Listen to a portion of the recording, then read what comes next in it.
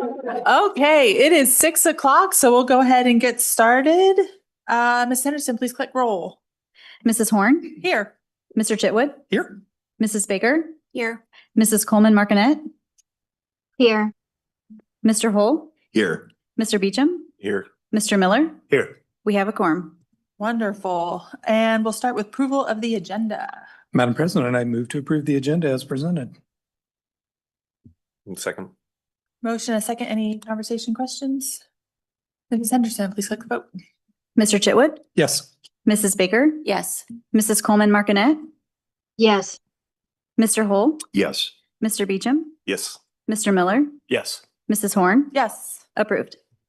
Okay, and up next, we have the Pledge of Allegiance. We have a special group here to come lead us in the Pledge of Allegiance. We have the Wolf Creek Elementary School being brought up by the principal, Mrs. Cooper.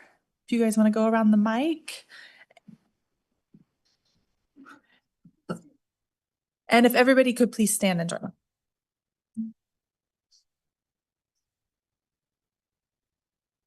Hi, I'm Carson Buck, and this is the Student Lighthouse team at Wolf Creek. I pledge allegiance to the flag of the United States of America and to the republic over which it stands, one nation, under God, indivisible, with liberty and justice for all. Oh, that was amazing. Thank you guys.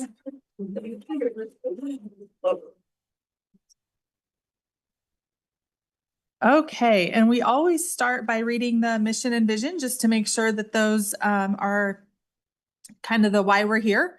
The mission is to be a school district that engages students to learn, create, adapt, and succeed in an ever-changing world. And our vision is to maintain small town values and empower each student to achieve world-class success. Any public participation? No cards were presented. Great, thank you. Consent agenda. Approval of the consent agenda includes approval of the minutes, the clerk's report, the treasurer's report, payroll and claims, personnel, the 26-27 KASB membership, the agreement of the shared facility use at the Early Childhood Center, renewal of Make Music for grades 6 through 12, renewal of, it's my IGDs, right? Is that my hip lingo? IGDs Early Learning Academy, renewal of Essential Elements music class for grades K through 5, and the purchase of additional equipment for the strength and conditioning program at the Spring Hill High School. And then last, the meeting location change for the April 6th work session to Timber Sage. Madam President, I move to approve the consent agenda as presented and read. A second.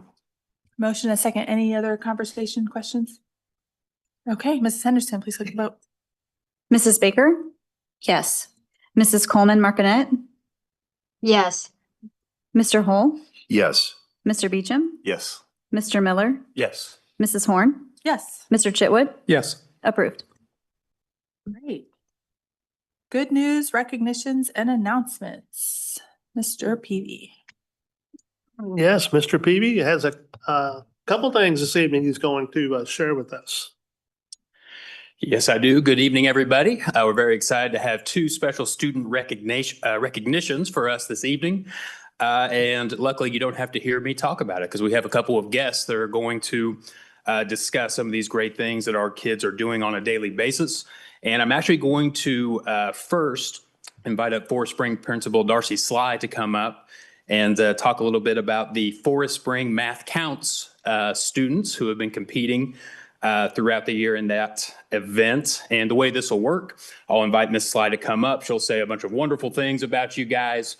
Then we'll move on to our second recognition and have that discussion as well, an opportunity for the board to make some comments. Then we'll do pictures at the very end with both groups. So with that said, Mrs. Sly, please come up.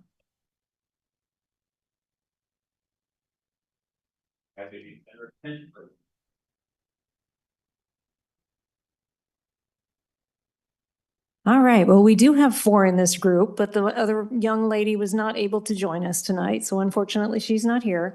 But I did want to recognize these students because they have worked hard all year long. Once a week, they would come in and they would do the most unbelievably difficult math problems that you could ever imagine. And these are 6th graders. So this Math Counts group, we started it last year, and it's really, I want to give a shout out to Radon that's sitting there. Give us a wave, Radon. He's actually the one that started this program, this club, I should say, at our school. It was Radon that reached out to me and said, "Hey, Mrs. Sly, do you think we could do this at our school?" And I said, "Well, I'm not a math teacher, and I guarantee you I cannot sponsor your group because I can't teach you that math." And he said, "You know what? I have someone that can." Mrs. Coda, would you come on up here too? Let's give her a round of applause. So he found me our math coach, which is Mrs. Coda, and she worked with us last year with Radon's group, and then she worked with us this year with Radon's younger siblings, which are 6th graders. And so this Math Counts group is a group of 6th through 8th grade students, and they're all throughout the metro and all throughout the United States as well. And they work on math problems. They come in and they learn high school level math.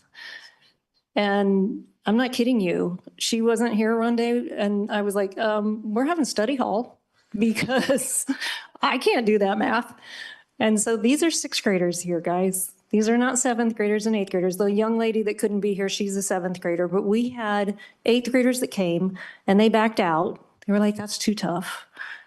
And the 6th grade stuck with it. So they took a team of 4. We took a team of 4 on, I think it was March 4th. Up into Kansas City, and they participated against a bunch of other 6th, 7th, and 8th graders doing math. And Leif here just told me when we were sitting there, he goes, "It was the best day of my life getting to take 3 math tests." And I'm like, hallelujah, because that's awesome. But I just wanted to share, we have Elisha Sutara, we have Leif Harkelroad, and we have Ayan Sutiaria, and then we have Nagakota. And we also have Meadow Thomas. She's our 7th grader that was unable to be here tonight. But I'd like, if you guys have questions about what they did, the rounds that they did during that time, Mrs. Coda can share, they can share with you kind of some insight into that day. We spent the entire day doing math. Other than Panera, we spent the entire day doing math. You guys want to share anything? They like math, not to talk too much. Yeah. I've got a real easy one for you. It was only 9 days ago. So was there any special observance or did you do anything special on Pi Day, March 14th? Yeah, they did put out problems, but no, we did not participate. And they, after March 4th, we haven't been meeting. So that was our last kind of hurrah. So they're done for the year. They're probably like, whew, done with that one. That's a really great question, but how many decimals can you go out on pi? Who's leading that competition right now? No? Yeah, oh, okay. That's awesome. Mrs. Coda, thank you so much for helping us. I really, really, really appreciate it. Thank you for the opportunity, Mrs. Sly. Yeah. I think it's pretty special to have someone that comes in from the community, drives in quite a ways just to help us with math with these kiddos. So it's pretty special. And we did have other students that participated as well throughout the year. They would kind of come and go each Thursday. But these are the 4 that actually went to competition. They had to prove their math abilities and they did quite well. What does the competition look like? Is it like a spelling bee for math? Is it timed? What does the competition look like? Yeah. You say. It's multiple tests for the different kind of levels and different problems. Okay. And so does it get harder through the day? No, it stays the same level, but it's pretty high. But it's already pretty hard. Yeah. So yeah, it doesn't need to get harder. Awesome. That's great. So I have 5 kids. What they do is they have a couple of rounds. They call them the sprint and the target. Then they rank the top 10 students, and that's where it looks like the spelling bee, where we have the countdown round. So it goes like 10th student plays the 9th, the winner plays the 8th, and so on. And the top 4 go to, top 4 in state, not a chapter, that go to nationals. That's awesome. Oh, wow.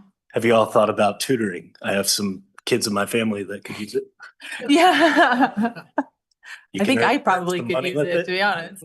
Yeah. I have to tell you, last year I sent Mrs. Bales because I had some meetings I had to attend, so I didn't get to go watch. And she came back and she goes, "You've got to see these kids do their math problems. It's amazing." And the very last round, the one that she was talking about, it's their head to head. So they're up there and there's a time limit and it shows up story problems. So they come up on the screen, and before I could even finish reading them to myself in my head, they were buzzing in with the answer. Somebody solved it. I'm just like, how? How? I haven't even read it yet. So, I got an pretty easy amazing. question for them. What's your favorite subject? Math. Anything else? Is it unanimous? Your favorite? Like- Well, and Steve, I don't want to steal Mrs. Sly's thunder, but you brought it up. So I'm going to pile on here. We're not going to put you on the spot tonight, but she has got a pilot program going on over at Forest Springs with tutoring. And it's the first year, correct? Second year. This is year 2. But I think it'd be worthwhile to maybe have her come back at some point after the school year and just kind of give us a recap on that program. Well, I do have future tutors here. Yeah, right. Wonderful. Thank you guys so much for coming out. Yeah, thank you. And don't leave because I'm sure you're gonna want pictures, right? All right, thank you, Ms. Sly, and our math counts students from Forest Spring. Now, our next recognition, we have a student in our Bronco Ties program, Ethan Carr, who did something pretty spectacular here recently that we're excited to share and talk about. So to do that, I'd like to invite up Ms. Larson and Dr. Weber, and yeah, they can share the cool things that Ethan's been up to.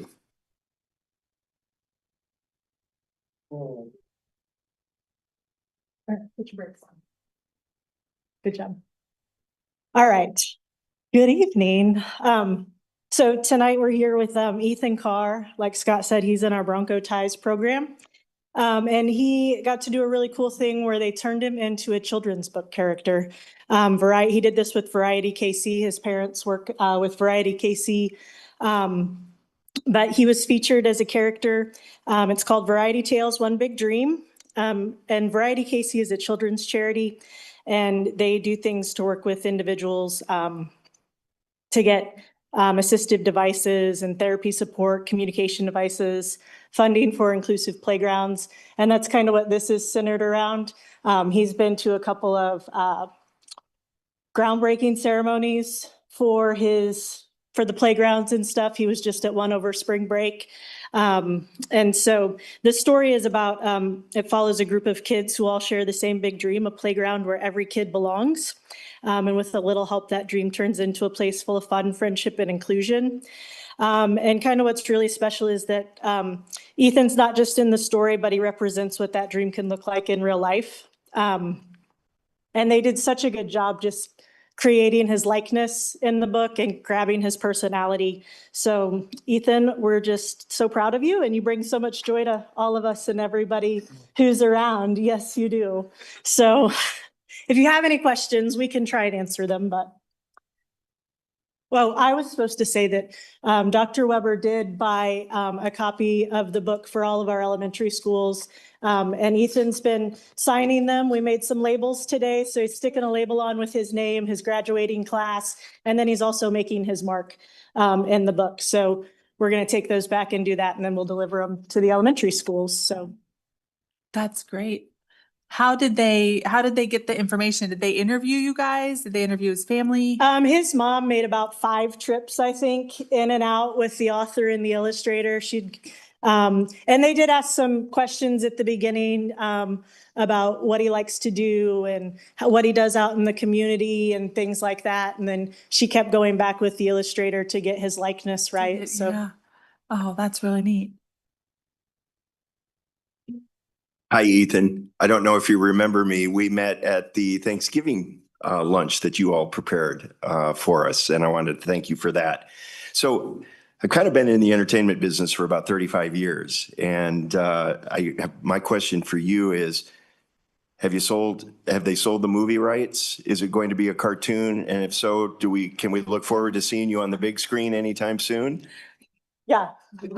Maybe we can get the high school production team to do something. Yeah, no, congratulations. This is a great story, just a great story. Yeah, the only thing I have to add is, Ethan, for my part, and hopefully Dr. Webb will tell you, I love the story of making sure everybody gets to play. That's something that I think everybody up here supports and gets behind, and trying to make sure that what we do follows your example. So I hope we live up to it, and thanks. Go for it. So I'm going to put a shameless plug in for Thursday. If any of you are not busy Thursday morning, come by the high school between 9:30 and 11. We're hosting Job Olympics, and we have 55 students from about 6 other districts coming to participate, and it's the coolest thing ever. Thursday, 9 to 11. Yeah, in the morning. 9:30 or 9? Yeah, 9:30. Okay. Yeah. Well, thank you guys so much.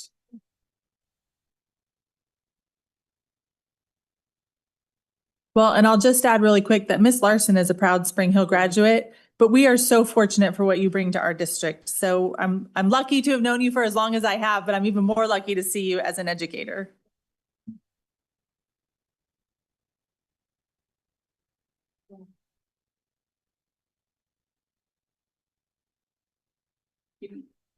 You win too? Get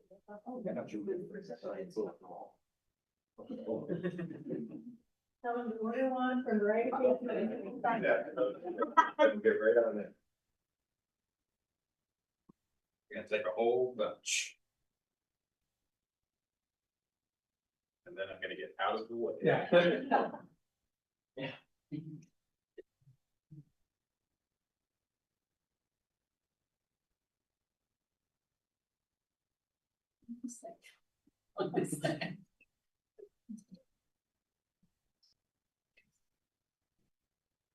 Thank you. All right, thank you. Oh,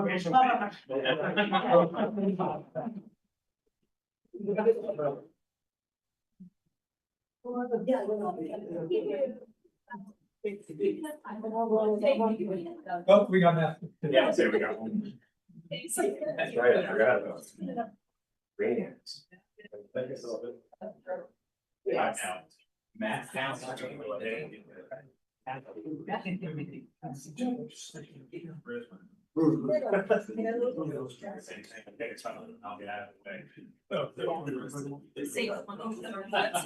can do that. We need a balance. Yeah, where do you think it's going? Yes. John, we didn't get you over on this side now. Sorry, we're on. Darcy, you Drew, everyone had to be in the picture. All right, gonna take about 1, 2, 3. He'll move out of your way. Yeah, I promise. I'm good at We'll that. stay here. Come on.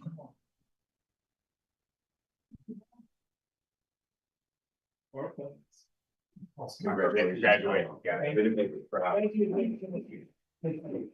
Yeah. And thank you, parents, for sharing your students with us. We really appreciate you.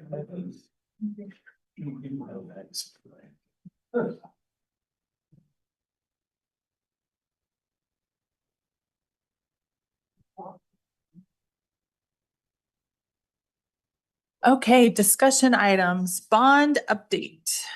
We have Mr. Williams here is going to give us an update on our ongoing projects that were brought about and made possible through Building Opportunity Bond 2025, which made a lot of progress. And we're going to get an update from where we're at and some information as well as on the upcoming CTE. So Mr. Williams, we'll let you take it from here. Good evening. It's great to see everybody this evening. We're going to give you a bond update. It's been about a month since I've been able to speak with you. Talk about some progress on our elementary additions. We actually have some update on our budget numbers to be able to share with you tonight when it relates to the high school CTE addition and commons expansion. And then also show you some interiors of possibly the inside of the new CTE addition and go over some of the things that we talked about during that time moving forward. So the budget summary right here at the end of February is where we're showing you some actual numbers coming in. What we've been able to add now is an estimated cost for the high school CTE edition. I'm actually going to change those numbers on you to this evening, and then I'll get you the updated numbers at the next presentation. One of the discussions when we looked at the CTE edition is they in the new Commons expansion, they have already budgeted in to replace the lights throughout the commons to right now we have those flying UFO saucer looking lights to more of the can lights from the new addition even into the existing commons that we have now. So we looked for a cost of what it would cost to expand the new flooring from the commons edition into the existing commons. So we have a uniform floor across. And so that's where I'm going to give you some updated numbers on what it's going to cost. So obviously with the CTE edition, the Commons expansion, we have budgeted in this bond $25 million and we have come over that estimated cost. Right now, the estimated cost for completion for these two projects is $26,038,899. And that includes the Commons expansion and the CTE edition. And that also includes us being able to, the new flooring, I'll be able to show you on the interior of the commons, the new flooring, be able to expand into the existing commons so we have one uniform flooring across. With that, if you want to know the breakdown between the CTE edition, the total cost for that is going to be roughly around $17,468,596. The Commons edition is going to be $3,839,574. And then because we were having to tear down the greenhouse and then place a different greenhouse on it, that is coming in around $334,881. Within this overall $26 million that's budgeted for that's coming in as estimate for this, that includes a $4.3 million in soft costs. So that's going to help us with our classroom furniture and our technology we need to have within those classrooms. And then it also comes in with about a $568,000 contingency fund to help us cover some of this stuff. We are expecting to go out in bids for May. We are expecting hopefully to get a large turnout in bids, and we will, like our previous bonds, coming in underneath the estimated amount. But if we do come in at what is estimated right now, the total bond budget will be $54,541,074, which is roughly $5,458,926 below our $60 million that we had budgeted for our bond. So that is where we are coming in at the cost as of right now for our budget summary when we have for our bond additions.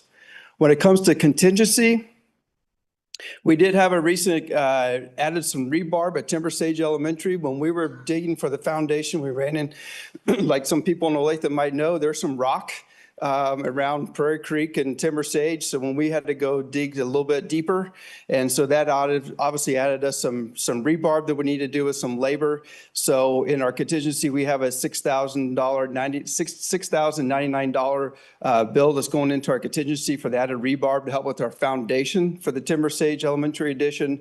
So currently we still have a little over $496,000 in our contingency for our 3 elementary projects. Right now, our tariffs still stand at $100,000. Our building responder system is still just being used at $3,000 we have for the system design when it comes to our additions. So that number has not changed since my last presentation. These are outdated pictures, obviously, and outdated progress. Hopefully you guys will have time at some point to drive by and you can visually see the progress. We do have scheduled to give you guys tours with Newkirk Novak on Monday, April the 6th. We'll give you opportunities to be actually into the additions and talk to Newkirk Novak and see how things are going firsthand. But with Spring Hill Elementary School, the latest, they have all the temporary windows installed into the addition. They also have all the electrical rough-in completed, and the roofing completed will be by the end of this week. Next, we are looking at exterior masonry work and then also insulation and drywall. At time when I was absent, Kylie and Billy Terry had the opportunity to walk through the addition and make sure that we had all the outlets and technology plugins where they were supposed to be. So once we get the official thing that they feel like they're in the right place and we give the sign off, that's when they'll do the drywall on the elementary addition there at Spring Hill Elementary School. When it comes to Prairie Creek Elementary, obviously these pictures are going to be updated. This is a couple about a week and a half old. They are starting to work on some of the interior framing within the addition. They are doing some electrical rough-ins and plumbing rough-ins and duct overhead within the new addition. And they are also, next is going to be roofing at Prairie Creek Elementary School and finish the electrical, plumbing, and duct overhead work when it comes to the Prairie Creek. Timber Sage Elementary School is technically about a week and a half behind where we're at Prairie Creek Elementary School. So they are still doing some steel work when it comes to that. They are doing the exterior steeling and doing the roof truss when it comes to those and doing the deck roofing on everything. And then the next start for them is the exterior framing when it comes to the addition. Still strongly feel from Newkirk Novak that all three projects will be done by the given timeline when it comes to us, so we can be able to open these up for the next school year when it comes to that. So those are the elementary additions and also where we're all overall budget. Before I start covering interiors with the CTE addition at the high school, does anybody have any questions about where we're at with some of the budget or the additions at the elementary projects? Just kind of 2 points of clarification real Yeah. quick and mostly to remind me. That 54 million, that is our true, I know it's still projected right now, our true all-in cost that includes fees to DLR. Correct. And Newkirk. Yes, Okay. everything, all in costs at that $54 million. Yep. Okay, nice work. Yep. And second, so all three elementary schools are still well on schedule to be complete before the school year. Yes, they are well on schedule, and Newkirk Novak feel strongly that they will be done and completed and they remain on time. Great. Thank you. Yeah. Do I push there we go.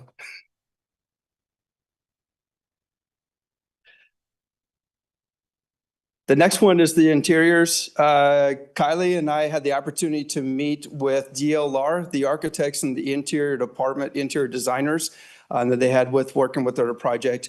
We met with the classroom teachers that are going out into the CT additions. We met with them several times talking about inside their classrooms, what they would like to see as far as cabinetry, placement of things, number of sinks if they need sinks, everything else with that. And then Kylie and I met with the high school administration and some others to talk about the hallways, the lobby area in the CT addition. What does it look like? And so we got DLR shared this with Kylie and I, and we shared it out with the high school team. And one of the things we really wanted to emphasize is we really wanted to focus on some Spring Hill colors and implement purple. If you go in the high school now, we have a lot of what I call institutional tan on the walls and the flooring and everything else like that. Sorry, that's just how we do it. So we're trying to get some of the more school themed colors going into it. So you'll see some more purple, some wood tones that you'll be seeing great into it, more of a gray feel on some of the flooring. We will be looking at polished concrete throughout most of the CT edition.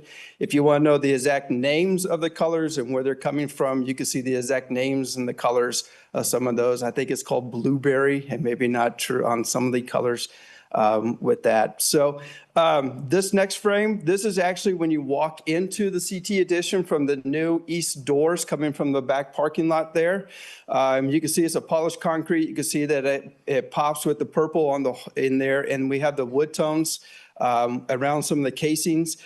If you look at the far back of the picture, you'll see like a lighted hallway that it goes into our existing concourse that we have right now at the high school. So this will take you from east to west when it comes into the school. Behind that wall that says Bia Bronco is where we have our bathrooms established within the CT edition. So you can kind of veer yourself on that way. The north side is going to be on your right-hand side. The south side is going to be your left-hand side when we move forward. So this is walking into the exterior doors and looking to your right. So this is where your construction and your ag are going to be placed to buy. We have chosen to go with windows from the hallways into those classrooms and the construct shops so people can see projects. We're calling the student display projects. There's going to be ledges by those windows so the students can place their projects on there so they can see what's being taken place within the classroom. With some of that, it's an open ceiling concept is what we're looking for. You will see some drop downs on some ceilings taken care of. This is back towards the ag classroom. Straight back would be the food science classroom, and then to the left would be the ag mechanics shop. You'll see the windows there, and you can see a ledge where students can be able to place projects by those windows so we can get student interest in some of those projects and be able to see what's taking place within the classrooms. The next is the one on the left is the entrance into the construction shop. So you'll be able to see the display windows there, also ledges so students can display their projects. So that is the east hallway to take a look at to get to the ag classrooms and ag shop, and then the construction classroom and the construction shop. So now you're looking down to the south side. You're looking at the windows going into like the robotics and the health science classrooms, and some of those flex spaces that we've identified a little bit. You'll see the students walking into what the new hallway will be going to. They'll connect to the high school down by the commons. So we're heading that direction. This is the robotics engineering classroom, what it looks like. You will see the flexible wall is actually collapsed. If you look to the left on the picture, is about in the middle of the left-hand side there. You'll see the students around the competition field. And so you'll see how the flexibility is for us to open up that wall for the classroom to go into the competition field. The back door on the back right-hand corner is going into the 3D printing lab. And so students will have access to get into the 3D printing lab when it comes to that. You'll see plenty of bookcases that the teachers asked for. There's whiteboards. The polished concrete floor has been requested, and go from there.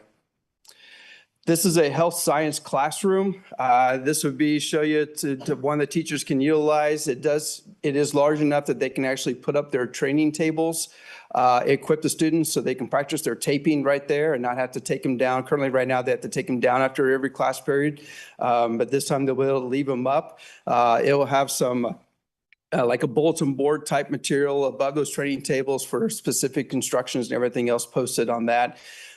These teachers did ask for like the regular ceiling in their classrooms, and so we did the regular ceiling grid within the classroom with that aspect.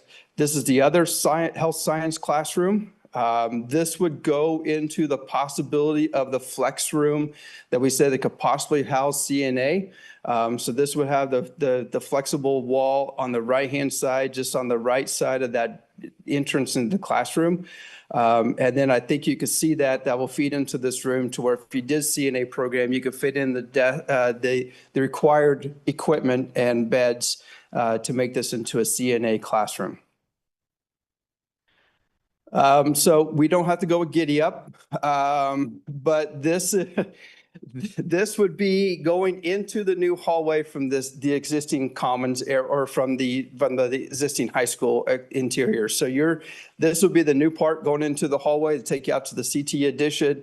I think they wanted to show some nice school spirit, and they wanted to know if I would find the Giddy Up. And so they tested me, and they made it pretty obvious that I could find the Giddy Up when it came to that. And so this is the new Commons edition. So this is looking back from the new into the existing Commons. They have the walls closed right now at this time. So we will have flexible walls where you can open up to where this will be one big common space going into the existing Commons to the new Commons. Those walls and doors will be able to be opened up during the regular time, like during lunches, and then they'll be able to be closed and specialized. And we also have another flexible wall, and it's going to be kind of hard for me to describe it. You have a gentleman sitting by himself at a table towards the back. He is actually next to the other flexible wall that could be pulled shut and actually cut the Commons edition into half so we could split it into half. Both in this new edition on both walls, it will have drop-down screens with the required technology to utilize it. Talking to Kylie and Mr. Terry and actually Dr. Luttrell today, we're working with a company so then it could actually be ran almost like this to where all 4 screens could be simultaneously used at the same time, or you could break it down to its 4 different presentation areas and open enough for that. We did include a little bit of storage. They were asking for some storage for some chairs and more importantly for mats. Cheerleading mats right now are just open openly stored in our commons. That is the cutouts where you see the Bronco heads and the doors. That would be a storage area that they could store their cheerleading mats and then be able to utilize that area for practice after school, going from there. You will see the can lighting in the ceilings on this one. When we went into the existing commons, we asked them to look at the can lighting, implement the can lighting to make it uniform across instead of what we currently have as lighting in there. And then you'll see the flooring, and we talked about that. That's why the additional cost that is different from the number. Expand that flooring from the new into the existing, so it's one big uniform all the way across. So that is what has been shown to us when it comes to the interiors.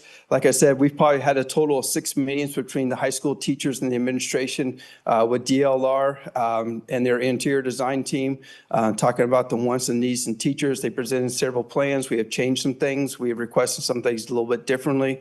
And this is one that Kylie and I have supported and feel like fits in what we kind of envision for the CT edition. So I am open for questions about any of this or anything else.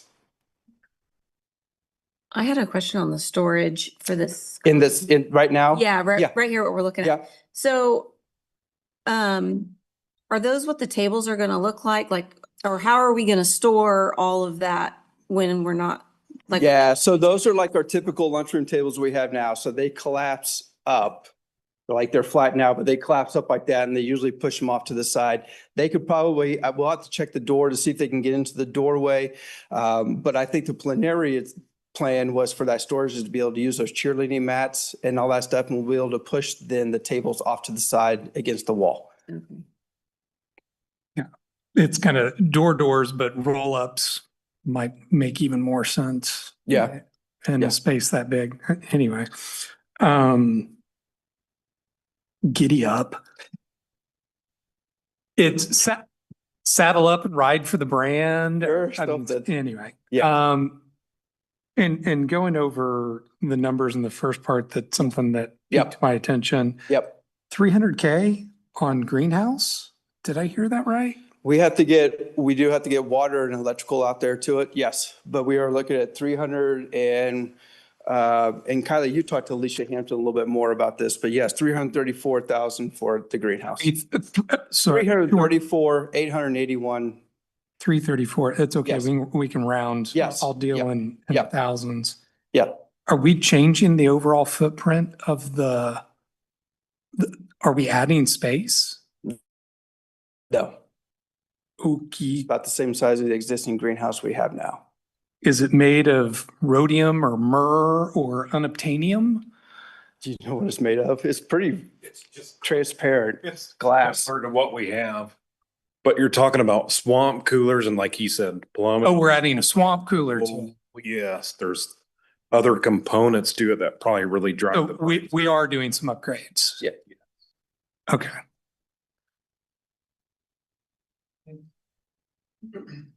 Any other questions? Anything else? I love the Bronco. I'm personally not a fan of Giddy Up, but I'll let you Hey. work through that one. That's not going to, yeah. Okay, thank you so much. Yep. And 8.02 cell phone tower. We do have, like I said, we're gonna have a presentation. We mentioned in some of the Friday updates that we've been approached and have a company that does cell phone towers, and they've approached us about putting one on a piece of a property that we own at 175th and Ridgeview. And so tonight, we're just going to present some information as to what it would involve, placement, what the terms would be. I believe, I'm not sure, but I know that the representative from this particular company, I think, was going to try and join via Zoom to answer any questions that you might have that we maybe do not answer from during the presentation. I'm not sure if he's on that, but he's out of North Carolina. So he was going to join via Zoom, but I'll let Mr. Williams and Mr. Delphia talk about this project, and then they'll stand for any questions as well. No decision tonight, just information discussion. Yeah, Correct. So we have a company, Vertical Bridge, that has been talking to Kylie Delphia quite a bit about this. I think when Tim Meek was still around, Tim Meek was part of those conversations about the opportunity to place a cell phone tower on the north tree line that we have on the 175th and Ridgeview plot of land we have taken. They have issued us a contract of what it is. I think this doesn't help us much. It would be in this tree line on the north side, right smack almost in the middle of that tree line is where they are proposing to place it. And it will look like a pine tree is what they're proposing to keep it within looking at the pine tree. This contract they have is a 5-year contract that they've offered to us, placing a cell phone tower within our property. And if we initially sign the contract with $2,000, and then after that, we'll receive a monthly payment of $1,200 for the length of the contract. It will increase by 2% annually. It is a one-way contract. The only way we can get out of the contract is if they are negligent on their payments towards us with everything.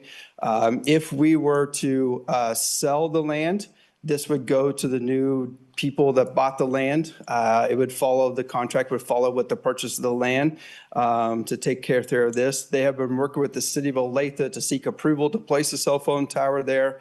I believe they're in the final stretches of getting that approved. They have been visiting with Kylie about our contract and where we're at. And so basically, that and Kylie, I don't know if you have anything else you want to add, because they do have talked to you a little bit, but they are proposing about placing a cell phone tower on our property that we own at 175th and Ridgeview. And I don't know, I can check why somebody's talking or something like that and check and see this other map is on the attachments here to see if I can pull that up. That would show more of an exact placement. They have a red X where it's going to go onto the tree line. I think there was some question about fiber. They will not be connected into our fiber. They'll be using their own fiber network when it comes to the cell phone tower. And I think we are supposed to have an individual from Vertical Bridge on Zoom that can answer questions or talk a little bit more about their proposal to you guys when it comes to the cell phone tower. Mark, whether they're on or not, I'll just kind of pose these questions to you. One thing that would definitely help me is to see the proposed location of the tower on an actual plat. The map with the. Yeah, I really would like to know where our boundaries actually sit.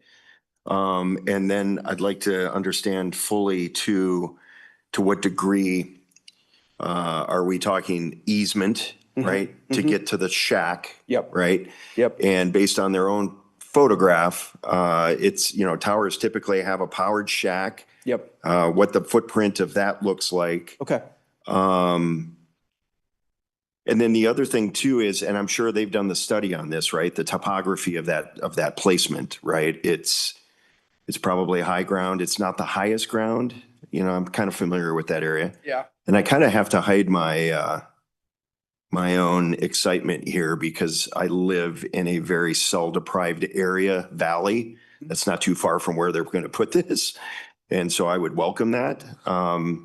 But the other question I have for them then too is when you look at Spring Hill in this particular area of Olathe and the movement that's coming south, one of the fastest growing communities, fastest growing school district in the state of Kansas. So clearly we're growing. I love the fact that it's a third party tower because a lot of times in tower history, right, Verizon would put theirs up and they would not allow AT&T to participate. So I like the idea that you basically have Switzerland coming in and they're going to take all comers on the carriers, right? Correct. I was the one that originally had the question on exactly how they intended to backhaul. And so I'm just curious, that kind of ties not only into the easement, but who are they tying into? Yeah. We had Embark /Sprint /CenturyLink. I would assume WorldCom. I mean, it goes all the way back to those days, right? MCI and all of that. But I'm just wondering how they plan to tie that back in. And then the other thing, I'd like to understand or have them explain to us how they arrived at their monthly amount. Because when you look at the national average, the national median, I should say, okay, it's $1,895 a month, right? It can range anywhere from 400 to 5,000 a month generally. Okay. And the things that factor into that are density, growth, access to fiber, all of this thing. So I'd like for them to explain to me why they felt their offer would be below that line, because in my mind, it should be above that line simply because of the factors that I just outlined Yeah. to you, right? Yeah. And so, you know, is this their best and final, or is there room to negotiate? Because I would argue again that we should be above that median, not below the median, right? Yeah. Valid points. And I'm sorry, Mr. Hall, because I'm going to stand up here and say I can't really answer some of these questions. We were hoping that somebody would be on here from the company. Yeah, I didn't expect you to, Mark. So, oh, they are? Okay. Brett Blackhurst is on here and Jennifer Hughes, I believe. And please, Brett or Jennifer, speak up and answer some of these questions if you could as they're coming. Well, kind of, I'll try to limit myself to one question, because it's the same question, which is this your best and final? And if the answer is, it is, I'll just be blunt. I'm a no. There's a lot to be worked out in this, if they want to move this forward, and a yes vote for me. Yeah. And I'll just make it that simple. Okay. This, as it is in my book, is not ready to come back for action. Yeah. As written. Okay. This is Jennifer Hughes. I am a project manager here at Vertical Bridge, and I can speak a little bit to the rent on this and how we came about that, the overall cost, what we were proposing to the school district. In this area, we have because I understand the national average, right? But we have to work within our means of the area in which we work in. And for this area, we are seeing an average rental rate between 900 and 1100.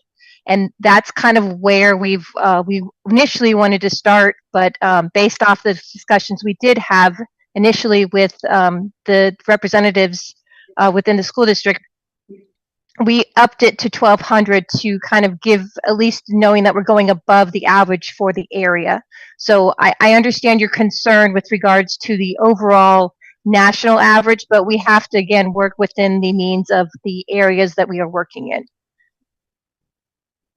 And I'm sorry, was that Jennifer? Jennifer? Okay. Hey, Jennifer, Yes. this is John Chitwood, just so you know who's saying it. Yeah. So I'll just kind of repeat Doug's question and my question, which is this best and final, or are you willing to have talk more with staff about all the terms in this? I think it's negotiable. Certain things are kind of finals. So our escalation, our 2% escalation is final. We cannot go above that, but we have some wiggle room we can work on within our rent, or we could potentially work in kind of increasing the option period dollars as well. So we have some wiggle room in those areas. Yeah. Hey, listen, Jennifer, this is Doug Hall. I originally posed the question to you. I don't want to turn this public meeting into a negotiation. Yeah, no worries. There's a lot of unanswered questions here that I think are readily, fairly easy for you guys to kind of come back to us, right? With the plot, the location, the easement, how much actual footprint of ground are we talking with the easement, with the shack, with the tower? A driveway to get to it. Yeah, I mean, I really would like to understand exactly what we're kind of boxing ourselves into as this piece of the parcel. Yep. Right. Yep. And I think once we understand that, and you know, is this your first choice for location, or, you know, are we like the second or third that you've asked to the dance on this one? I'm just curious, because there is some higher ground directly to the east of that location. And you don't have to answer that, Jennifer. I'm just trying to determine exactly how you guys arrived at this location and why you approached Spring Hill USD 230. Understood. And what we can do is we can provide a kind of like a candidate search justification as to kind of what we looked at and how we came to this location. So you guys at least have that feedback so you understand like why this location seems to be the best opportunity for us and hopefully for you guys as well. And we will bring back more detailed information on the footprint of everything. Okay, perfect. And I share the sentiment because this is, I think, one of those things that we could go into executive session to discuss amongst ourselves, not with the party, but amongst ourselves. But I really appreciate you telling us that escalator is fixed at 2%. And again, because I want to cut to the chase here. I mean, you know, Chair Powell goes to sleep at night and says in his prayers, and oh, please, Lord, let inflation be 2% every year. You know, over the last 50 years, it's averaged 3.7%. So again, approaching an agreement that's losing 1.7% of its value year over year over a 50-year fixed period without being able to get out again is a non-starter for me. Back on the location, because I know within this agreement, there's some restrictions on rezoning and whatnot that certainly wouldn't affect us as a school district for putting school facilities nearby. But so as I'm looking at this, it appears that would only apply to this 11.3 acre parcel. Is that correct? The way I understand it, yes. Okay, okay. And then, has there been any sort of market study as to what the valuation of the land looks like as is, and whether a cell tower with the associated lease and revenue stream increases that, or because you've kind of locked into what likely amounts to a 50-year agreement, is that actually a detriment to the value? Yeah, we have not done a market study to see what our current land is worth now, or if we had a cell phone tower that's worth a little bit more, stuff like that. If that's something you would like, Mr. Beecham will be glad to start looking into some of that stuff. I know that land is very popular and is very sought after, so. Yeah, I think at least for me, that would certainly be a key factor. Okay. Any other questions? Anything else? Very good. Okay, thanks, guys. Yeah, hi, this is Brett Wackerstone with Kinley Horn. I represent and work with Jennifer Hughes on this site. A lot of that parcel that you do have is actually in the floodplain zone, just north of the actual compound. And I know you guys did have questions about the footprint of the access and easement area. Typically, the easement and utility easement coming in is about 30 feet wide, but the actual access drive to the site will only be about 12 to 15 feet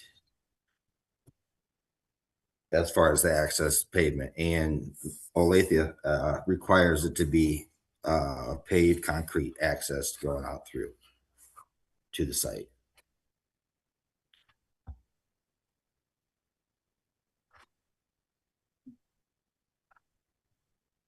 Okay, thank you for that.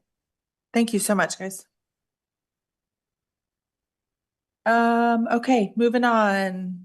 It's just Mark's night. It's me. 8.03 AED Authority Contract. Yeah, so I'm here talking to you a little bit about our AEDs that we have district-wide. I'm just going to give you a little bit of a picture of current reality and what we're bringing to you. Right now, we currently have 18 AEDs throughout our district when we have those. Our district nurses are the responsible ones to monitor those. They go around daily to make sure that the green light is flashing, to make sure that that means they're working. They have to make sure that the pads are up to date and order pads, make sure the batteries are up to date, and then replace the AED if it needs to be replaced. Right now, we have 5 AEDs that would be ending their cycle, their life cycle. When I talk to some AED corporations, I ask what a life cycle means. It is when they no longer make pads or batteries to support those AEDs. And so that's when they call them the end of their life cycle when it comes to that. So we do have 5 that we probably need to take action on at some point to make sure we have working AEDs at those locations and make sure we have everything else on that. We have about 9 within the 1 to 3 year range of when we're going to start losing some of those AEDs. And then we have some relatively new ones with the newer construction that we have taken place with that.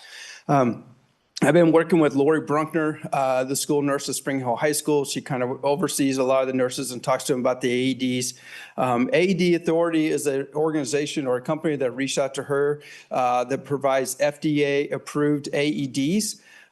They are proposing to replace our AEDs, and I have two proposals up here for you. They're proposing to replace our AEDs, 18 of them or 9 of them, monitor those AEDs for us. So that will take the responsibility off of our nurses to make sure that they're taken care of. During the summer hour, the administrative assistant that's in charge for 12 months is the one that goes around that on the daily basis to make sure that they're functioning with that. Monitor them, notify us when the batteries need to be replaced and send us the replacement batteries, and also the same thing with pads with that. Their AEDs that they supply are Zoll, Z-O-L-L, and those are FDA-approved AEDs. Before you tonight is 2 quotes for them. One of them is a quote to replace 9 of them this year, and then to monitor the 9 new ones and the 9 existing ones. And then we replace the other 9 at a later time, or replace all the 18 of them and then monitor those with that. I've been visiting with Mr. Holder about some of the costs with this and to see what kind of proposals would bring to you. I will want to bring to your attention that the $3,780 is an annual expense for them to monitor the AEDs themselves. So that is what it will cost us annually. So tonight you have 2 proposals from AD Authority, one to replace 9, which would be about $19,500, or to replace all 18 of them, and that'll be $34,650. There was some discussion about some other companies. We just got another quote from another company today that I can share with you guys at the next board meeting, so we could talk about this at the next board meeting to share so we can monitor those. Their quote is replacing 5 every year, and then for them to monitor the AEDs also too and not do that many up front. And so this would be almost an expense for 3 years that we need to be considerate of, and this is what's going to cost us for that. So that is kind of where we are at Project Adams School District. It is important that we have up-to-date AEDs. This would take the burden off of our school nurses to be responsible for those AEDs, and then help us with some of those companies. The AEDs, the AED Authority is used by several Johnson County school districts. The other one that we got a quote from is being used by a private school in Johnson County. I can't remember what Saint school it is, to be honest with you. So they're a relatively newer company, and they just within the last calendar year got approved by FDA for everything that they do. So I would love to visit with AEDs. Like I said, I've been visiting with Mr. Holder about this and the expenses and what we can do and what we can't do fiscally responsible. But just know that at some point I need to come to you at least replacing 5 of them because we are coming to end of, I don't want to say end of life, but I need to think of something else besides that because we won't be able to get pads or batteries for those AEDs. They're depreciated. Thank you. Hey, Mark, yeah, so that the latest bid that you got, is that from a vendor that we already do business with in other areas? No, it is not. Because that was a question I had that came up in the agenda meeting. I don't want to name them here. Yeah. But in looking at the treasurer's report, it looks like we're on the hook to those guys for like $3,600 to $4,000 a month already. Yeah, that name was passed on to me. Yeah. Doug's, I just have not got a quote. Okay, I'm just curious. So we can get a quote from them, but that, I know who you're talking about. Okay. This is another vendor that Lori Brunkner actually reached out to just to get a comparable idea for. I just didn't have it in time to put it on this presentation. So I just want to let you know that we do have another quote, and I could probably get a third quote, then we could do a full comparison on them. But I guess I'm just bringing it to the forefront that we're going to have to probably start replacing some of these AEDs. And I would really like to use the expense to have companies monitor these and take these off the responsibilities of our school nurses, if possible. Yeah, on that, I'd like a little more information on what that monitoring looks like and the accountability and quite frankly, indemnification that comes along with it, which it won't, but should. Yeah. You know, because it's a big responsibility having those up. It's great that we have them. We absolutely should have them. And I want to feel warm and fuzzy about those things working. But along with that, and it gets to, and they want a 4-year term to start out. I mean, come on. We need that's a long term. Okay. That's a long term. Thank you. Yep. Mr. Williams? Yes. The quote for AED Authority says it's valid 30 days. Will they extend Yeah. that for us? I've been talking to him. He knows our time frame, so I can say we need to extend this some more and see, we'll see how much they want to work with us too. Yeah. If they're not willing to extend their quote. You know how that works, Steve. Perfect. That's a closing tactic. Yeah. Okay, anything else on the AED contract? Okay, thank you so much. Moving on to 9, finance report.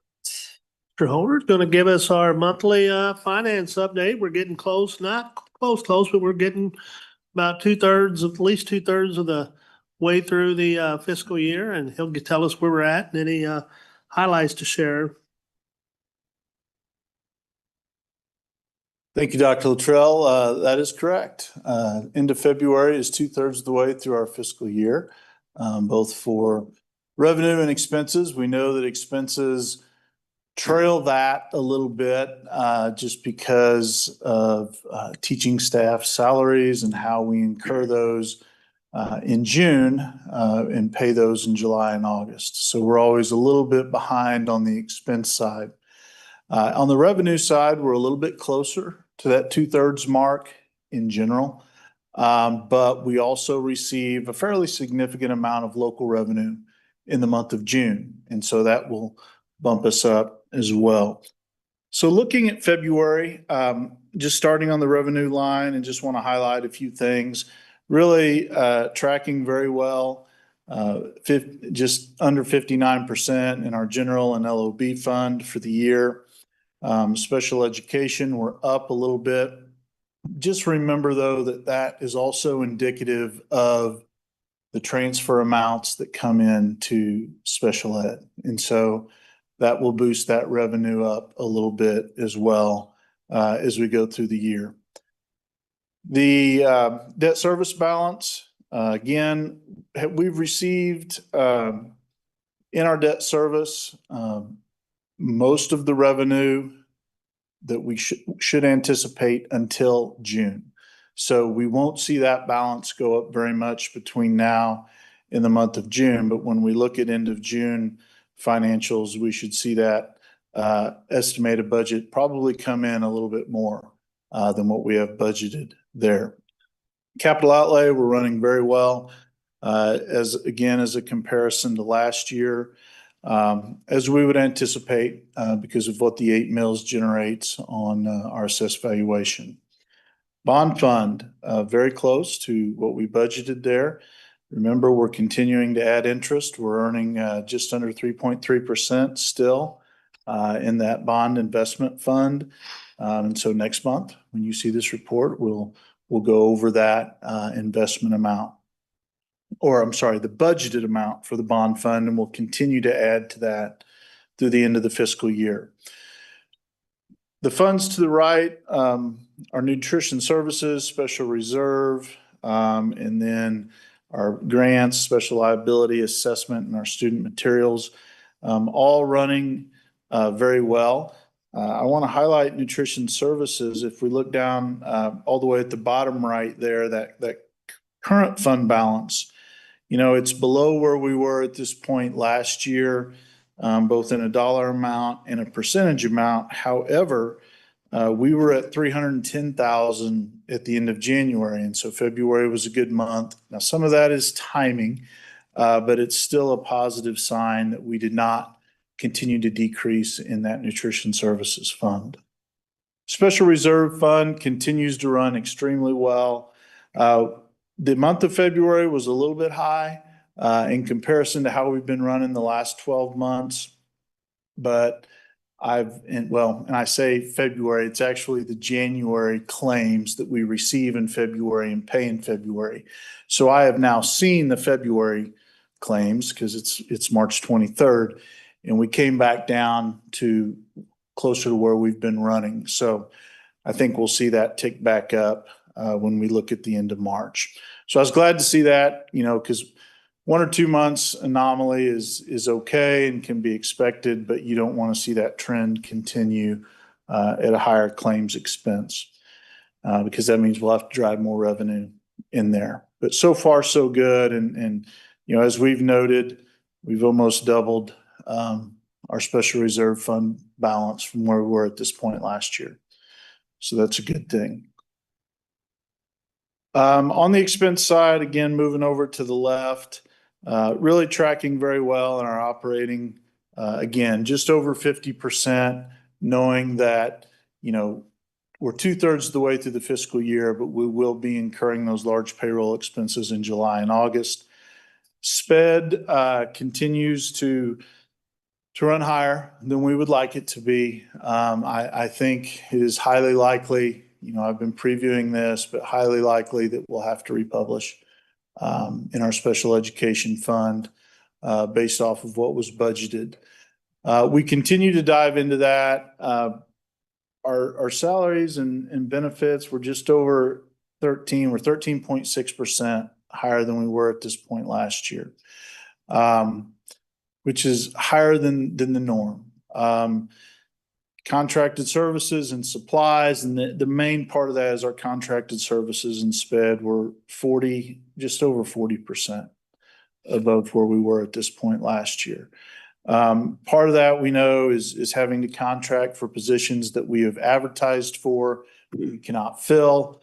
But part of the bigger picture of looking at those expenses, and I appreciate Dr. Weber and her team, our payroll team and HR of continuing to dive in, one, and make sure that everything that's coded there should be, and there's nothing getting coded there that should not be.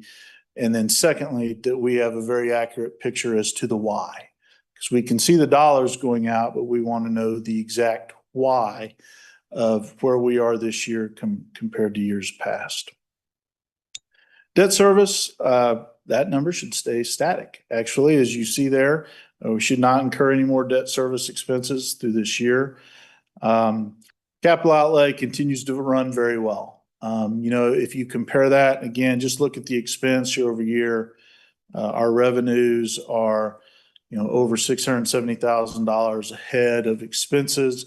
We'll continue to incur expense, obviously, between now and the end of the year, but we will also receive some more revenue coming into capital outlay that should meet or exceed that budgeted amount. So we feel good about the fund balance, where we'll end this fiscal year, and being able to build on that. Bond fund, obviously, we continue to spend that, and we like to see that number increase because it means that we're getting closer to getting those projects finished and get the elementaries at least ready for August of 2026. The last thing I just want to mention, if you look down the bottom left, we continue to improve there. If you look at the percentage basis, obviously we're just a little bit ahead from a percent standpoint, but again, that's because the budgeted numbers are higher. But from a purely dollar perspective, we're $571,000 ahead of where we were at this point last year. And if you compare that spread to last month we were $159,000 ahead. So we made a pretty good leap in 1 month. Monitor that next month. We'll see where we're at. But as long as that number stays obviously ahead, and we'd like to see that continue to grow throughout the year between now and June 30th. Reason being is expenses go up. The amount of cash that you have to carry to keep that percentage the same has to go up as well. And so obviously we want to improve that cash balance, but we also want to improve it enough that 7.58 versus the 7.48, we continue to see that spread go up. So overall, we're in good shape. This is the time of year that when I come back to you each month, we're getting a little bit closer to the end and the picture gets a little bit clearer. So it's an important time of the year from a budget perspective. I do want to let the board know that we do intend on April 13th to have March ready for you, since we don't have that second April meeting and the 13th is far enough into the month. Just want to mention though that as we upload those documents, it may be Thursday or Friday before this report comes in, but we want to get that to you by April 13th so we don't have to wait till the May meeting, and knowing that we don't have a second meeting in May either, we want to stay on top of it, and we think we can do that. So we'll plan to come back in April at the board meeting and have March ready. Any questions? Sounds great. Everybody good? Everybody good with the late changes for that meeting? Yeah, no, that sounds completely reasonable. It just, the one quick thing there and the point making is we're in the black now on at least having some cash balances, and that's going the right direction. But just for scale, we've still got quite a ways to go in terms of cash balance to actually have cash on hand. So we're not starting in the red. Just looking for concurrence, and we're nowhere close to where our target is, and having cash on hand. Yeah, we would definitely like to be above the 3% threshold that we currently resided at the end of fiscal year 25, as defined by KSDE. Yeah, and I'm not doing that to pour water on the fire. All progress is good progress. It's slow progress, and we've still got a long ways to go. Let's just remember, when we look at these individual funds, the way he has it set up is just revenue and expense, and we're not seeing carryover cash balance from the existing ones, correct? So when we're comparing and saying we're, quote, in the black at some point, I mean, you're always going to start with certain funds in the red based on the way you're laying this out and the way that our tax revenue comes in, correct? Assuming you have expenditures in something like the capital outlay. Yeah, so when you look at the bottom in particular, those three funds, general fund, we never start with the balance in, but I am adding in the starting cash balance for those funds for LOB and special education. And I'd do the same for last year, that whatever balance we had in there is added to that. Yep. Yep. But we're on a cash accounting basis, so the bottom line is the bottom line in terms of, and that's where I'm going with coming over, because in years past, bond money has been the difference between operating money and or not. So. Okay, anything else? Any other questions? Okay, thank you, Mr. Holmer. Moving on to action items 10.01 capacity for 26-27 school year, non-resident enrollment. And I was just going to mention there's no new information. The recommendation you have in front of you, based on the conversation we had last time, has no open seats available for next school year. And that's based on our continued growth, our staffing capacity currently. So that's what's reflected from kindergarten through 12th grade for next school year. But I would stand for any questions that you might have.